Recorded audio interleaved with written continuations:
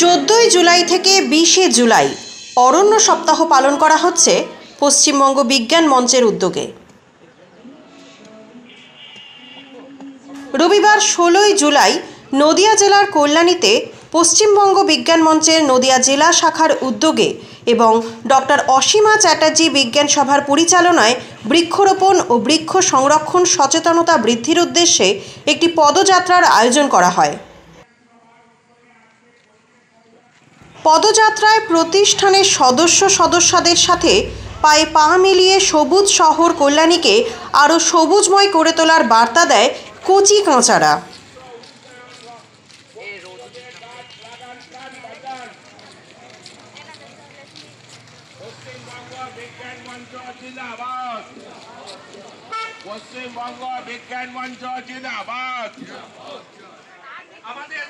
পশ্চিমবঙ্গ বিজ্ঞান মঞ্চের তরফ থেকে এদিন স্কুলের ছাত্রছাত্রীদের বীজ বল তৈরি চারাগাছ রোপণ অভিজ্ঞ সংরক্ষণের উপর প্রশিক্ষণও দেওয়া হয় এবং সে বিষয়ে বিস্তারিত জানান ডক্টর অসীমা চ্যাটার্জি বিজ্ঞান সভার সম্পাদক অধ্যাপক পিনাকি বসু।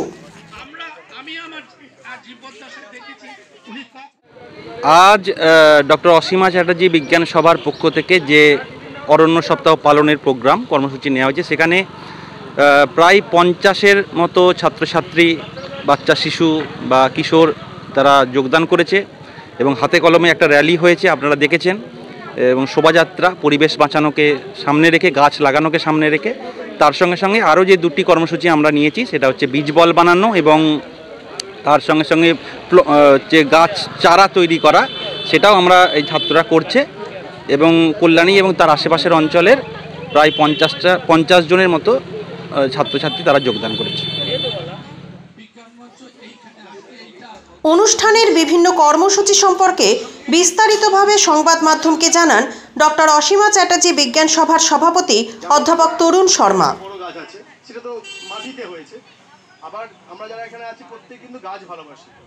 কর্মসূচি তো অনেকটাই, মানে প্রথম কর্মসূচি হচ্ছে যে আগামী প্রজন্মর ছেলেমেয়েদের মধ্যে এই পরিবেশ সম্বন্ধে একটা সচেতনতাকে তৈরি করা, তারা যেন নিজেদের মধ্যে থেকে আত্মস্থ হয় যে হ্যাঁ, এই পরিবেশটা আমাকে টিকিয়ে রাখতে হবে, এই পরিবেশটা আমাকে বাঁচাতে হবে।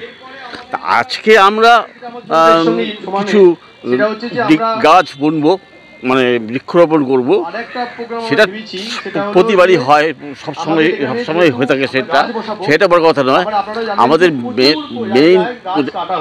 আমাদের আসল উদ্দেশ্য হচ্ছে যে পরিবেশ সম্বন্ধে সচেতন করা সবাইকে এবং কুসংস্কার সমাজ থেকে দূর করা, এইটা নিয়েই আমরা কাজ করছি। উপলক্ষে যে সমস্ত করা হচ্ছে, রক্ষণাবেক্ষণের দায়িত্ব ওটা আমরাই নেব, আমাদের যে কল্যাণী যে ডক্টর অসীমা চ্যাটার্জি বিজ্ঞান সভা তৈরি হয়েছে, আমরাই সেটা সময় নিয়ম করে রক্ষণাবেক্ষণ করব এবং করতে হবেই। এবং এটাও তো একটা শিক্ষা, এই শিক্ষাটাও তো সবাইকে পেতে হবে। উপস্থিত সদস্যদের মধ্যে থেকে পশ্চিমবঙ্গ বিজ্ঞান মঞ্চের রাজ্য কাউন্সিল সদস্য তথা কৃষি বিজ্ঞানী ডক্টর শান্তনু ঝা পরিবেশ সংরক্ষণের জন্য কী ধরনের উদ্ভিদ বা চারা গাছ রোপণ করা উচিত সে বিষয়েও আলোকপাত করেন। এবং উপস্থিত আছেন কৃষি বিজ্ঞানী এবং পশ্চিমবঙ্গ বিজ্ঞান মঞ্চ রাজ্য কাউন্সিল সদস্য ডক্টর শান্তনু ঝা। এই বিজ্ঞান সভা জেলাযুক্ত বিজ্ঞান সভা, পশ্চিমবঙ্গ বিজ্ঞান মঞ্চ নদিয়া জেলা কমিটির তত্ত্বাবধানে এই বিজ্ঞান সভা পরিচালিত হয়। আমি সোমনাথ মজুমদার, নদিয়া জেলা বিজ্ঞান মঞ্চের সম্পাদক। সেটা তো সাধারণভাবেই, এমনকি এই কল্যাণীতেও এই সমস্যা রয়েছে এবং এটা রক্ষণাবেক্ষণের জন্যে আমাদের যে কোনো গাছের রোগের লক্ষণ চিহ্নিত করে, সম্ভাব্য বিপদটাকে চিহ্নিত করে ব্যবস্থা নেওয়ার সুযোগ রয়েছে এবং উদ্ভিদ রোগতত্ত্ববিদরা তো রয়েছেন। এই শহরে বাস করেন বহু উদ্ভিদ রোগতত্ত্ববিদ, তাদেরকে ব্যবহার করতে পারলে এই কাজে অনেক সহায়তা হবে। কৃষকরা যদি সাহায্য পান তাহলে এই বৃক্ষ সংহারক যে সমস্ত রোগ তাকে প্রতিহত করা যায়। কিন্তু শুধুমাত্র তো রোগ জীবাণুর দ্বারা মরছে না, মরছে আরও অনেক কারণে, মানে ফলে গাছগুলো বাঁচানোর জন্য সংহত করতে হবে, এবং এটা সফল হবে না যদি গাছ অর্থাৎ খোলা মাটি থাকলে, এই যে আমরা সামনে দেখছি যে অংশটা ন্যাড়া, সেখান থেকে কিন্তু ক্রমাগত ধুলো আকারে সেই ধুলো গিয়ে বাতাসে মিশে যাচ্ছে। এবং একটা তথ্য বলছে সাধারণভাবে বৃষ্টির ফোঁটা যখন নেমে আসে তখন তার গতিবেগ থাকে সেকেন্ডে 20 মিটার করে, আর এই ধুলো সেই বৃষ্টির কণার সঙ্গে মিশে তার গতি মানে ভরবেগ যাকে বলে এটা অনেক বেড়ে যাচ্ছে, 30 মিটার থেকে 50 মিটার গতিতে এসে পড়ছে। অর্থাৎ যে ন্যাড়া মাটিতে পড়বে সেখানে কিন্তু অনেকটা করে গর্ত করে দেবে, মাটি সরে যাবে, ভূমিক্ষয় হবে, এরকম একটা অবস্থা হচ্ছে। এবং একে আটকানোর জন্যে যে গাছগুলো খুব প্রয়োজন, এই ব্যাপারে আমাদের সচেতনতা প্রয়োজন। চওড়া পাতার গাছ, মনে রাখবেন এই চওড়া পাতার গাছগুলো কিন্তু ধুলোকণা আটকে রাখতে সাহায্য করে অনেক বেশি। সেগুন এক স্কোয়ার মিটারে সেগুনের পাতা ধুলো ধরে রাখে প্রায় 5.5 গ্রাম। যদি ছোট হয়ে আসে নিম, তাহলে তার পরিমাণটা কম, 4-এর নিচে 3.5 গ্রাম মতো, কিন্তু তার গুণাবলী আছে, বৈচিত্র্য আছে। নিম পুরো গাছটাই হচ্ছে অত্যন্ত কার্যকরী, নিম পাতা থেকে শুরু করে নিমের ছাল, বাকল, ফল সব কিছু খুব অত্যন্ত কার্যকরী। তাহলে যেটা দরকার সেটা হচ্ছে এই বৈচিত্র্যটাকে বজায় রাখা। একরকম গাছ নয়, শিল্পের জন্য ব্যবহারযোগ্য গাছ না, চওড়া পাতার গাছ লাগানো, এগুলোর উপর গুরুত্ব আরোপ করা উচিত। এবং শুধুমাত্র গাছ লাগাও, 2টো গাছ লাগানো হলো, আবার সেই একই জায়গায় পরের বছর গাছ লাগানো হলো, সেই কর্মসূচি না করে ছোটদের মধ্যে এই গাছ সংক্রান্ত সচেতনতাটা বাড়ানোটা হচ্ছে জরুরি। 2, এখন প্রচুর রাস্তা চওড়া হচ্ছে, সেই সমস্ত জায়গাতে গাছ কাটা পড়ছে। এইখানে কিন্তু সংগঠিতভাবে প্রশাসন গাছ লাগান, ঠিক আছে, কিন্তু তার বাইরে যে অংশটা লম্বা নয়নজলির মতো কেটে নিয়ে যাওয়া হচ্ছে, সেই সব জায়গাতে যদি আমরা এই একরকম নয়, বেশ কয়েক রকম গাছের বীজ একটা মাটির বলে ভেতরে গ্রথিত করে ছুঁড়ে ফেলি, যাকে সিড বল বলে, এবং এটা যদি একটা চর্চা হয়, মানুষ যদি করতে থাকেন, তাহলে নানান রকম গাছ এই পড়ে থাকা জমিতে বড় হবে, যাকে ওয়েস্টল্যান্ড বলে, যেখানে দাঁড়িয়ে মাটিগুলো কিন্তু ঘাসে ঢাকা নেই, সেখানে ধুলো কণায় মিশ্রিত হবে, বাতাসে গিয়ে মিশবে, বাতাসে ধুলোর পরিমাণ কিন্তু বাড়ছে, ফলে সেগুলো আটকাতেও কিন্তু গাছের প্রয়োজন আছে, ঘাসের প্রয়োজন আছে, গাছের বৈচিত্র্যের প্রয়োজন আছে। আজকে এখানে যে প্রশিক্ষণ দেওয়া হচ্ছে সবটা মিলে দেওয়া হচ্ছে, যাতে করে ভবিষ্যতের নাগরিকরা এই ব্যাপারে সচেতন হন, সংগঠিত উদ্যোগ গ্রহণ করতে পারেন। আমাদের কাছে এই বন মহোৎসবের কর্মসূচি তা কিন্তু এই মাত্রায় পৌঁছচ্ছে, সেই জন্য হাতে কলমে কাজ শেখানো হচ্ছে এখানে। যখন জল দেবো সেই জলটা সর্বোপরি পরিবেশ রক্ষার্থে পশ্চিমবঙ্গ বিজ্ঞান মঞ্চের তরফ থেকে শহর কল্যাণী ও কল্যাণীর আশেপাশের বিভিন্ন এলাকায় বীজ বোমা বর্ষণ হবে বলে দাবি জানান পশ্চিমবঙ্গ বিজ্ঞান মঞ্চের নদিয়া জেলা কমিটির সম্পাদক সোমনাথ মজুমদার। আমি বলবো মাটি ঘাটা অরণ্য সপ্তাহ পালন করছে প্রত্যেকটা রাজনৈতিক অরাজনৈতিক দল সারা রাজ্য জুড়ে, এমনকি কেন্দ্র সরকারের তরফ থেকে বন মহোৎসব পালন হচ্ছে। নির্দিষ্ট কয়েকটা দিন ঘোষণা করে, কিন্তু বৃক্ষরোপণ, বৃক্ষ সংরক্ষণ এটা পরিবেশের জন্য অপরিহার্য।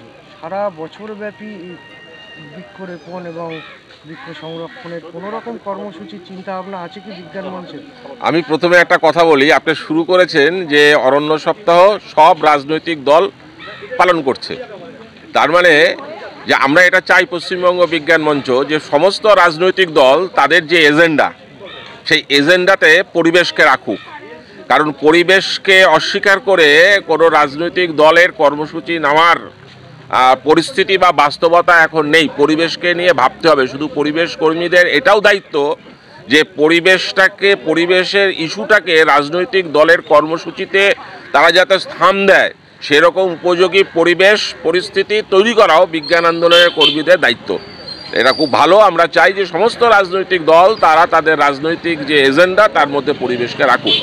আর পশ্চিমবঙ্গ বিজ্ঞান মঞ্চ এই অরণ্য সপ্তাহ এটা বিশেষভাবে পালিত হয় 7টা দিন, কিন্তু শুধু এই 7 দিনের ব্যাপার নয়, সারা বছর ধরেই পরিবেশ রক্ষার জন্য আমরা কাজ করি। এবং আমরা আমাদের কল্যাণী শহরের ক্ষেত্রে আমরা খুব উদ্বেগের সাথে লক্ষ্য করছি যে এখানে অনেক বড় বড় গাছ আছে, যে গাছগুলো হঠাৎ করে দেখা যাচ্ছে যে গাছগুলো মরে যাচ্ছে। তো এই গাছগুলো কিভাবে মরে যাচ্ছে, কেন মরে যাচ্ছে, এটা নিয়ে প্রশাসনিক স্তরে কোনো চিন্তাভাবনা, আমি পৌরসভার কথা বলতে চাইছি, যে কোনো চিন্তাভাবনা তারা করছেন কিনা আমরা জানি না। কিন্তু এই যে ডক্টর অসীমা চ্যাটার্জি বিজ্ঞান সভা গঠিত হয়েছে, তাদের কিন্তু এই কর্মসূচিটাও আছে আগামী দিনে কল্যাণী শহরে এই যে গাছগুলো মরে যাচ্ছে, কেন মরছে সেই বিষয়টাকে নিয়ে জনমত গঠন করা এবং পৌর প্রশাসনকে এই বিষয়টা সম্পর্কে অবহিত করানো, এবং কল্যাণী শহরে যাতে এই সুন্দর বৃক্ষগুলোকে যাতে মেরে ফেলা না হয়, আমি মেরে ফেলা হচ্ছে এই কথাটা কি ব্যবহার করতে বাধ্য হচ্ছি, এই ব্যাপারেও পশ্চিমবঙ্গ বিজ্ঞান মঞ্চ সারা বছর ধরে সচেতন থাকবে। আর শেষ কথা বলি, আপনারা তো সাংবাদিক, সব জায়গায় যান, পঞ্চায়েত নির্বাচনের আবহটা এখনো রয়েছে, ভোট পরবর্তী ইত্যাদি বিষয় টিষয়, যাই হোক, ওটা তো বিজ্ঞান আন্দোলনের কর্মীদের বা পশ্চিমবঙ্গ বিজ্ঞান মঞ্চের সেই বিষয়টা এজেন্ডা নয়। তা কল্যাণী শহরে আগামী কয়েকদিনের মধ্যে বীজ বোমা বর্ষিত হবে। এই ডক্টর অসীমা চ্যাটার্জি বিজ্ঞান সভা, দেখবেন যে আপনারা দেখেছেন যে পেছনে বীজ বল তৈরি করছে, একটা নির্দিষ্ট পদ্ধতি আছে, বিশেষ ধরনের মাটি, সার ইত্যাদি দিয়ে ছোট ছোট বল তৈরি করে তার মধ্যে যে কোনো একটা গাছের বীজ অথবা একাধিক গাছের বীজ দিয়ে বীজ বল তৈরি করে তারপর সেটাকে 1 দিন 2 দিন শুকিয়ে নেওয়ার পর এটাকে ছুড়ে দেওয়া হয়। তো আমরা বাইক করে কল্যাণী হাইওয়ের দুপাশে যাব এবং দুপাশে এই বীজ বোমা বর্ষণ করতে করতে যাব। এখন বর্ষাকাল, স্বাভাবিকভাবে এই বীজ বলগুলোর মাটির সংস্পর্শে আসলে সেখান থেকে গাছ বাড়বে এবং পরিবেশ নিশ্চিতভাবে এটা পরিবেশ রক্ষার একটা কার্যকরী পদক্ষেপ হতে পারে। বাড়িতে মেঝে যেখানে আছে, এমনকি বাড়ির মধ্যে যেখানে একটু ছায়া রোদ পড়ে সেখানে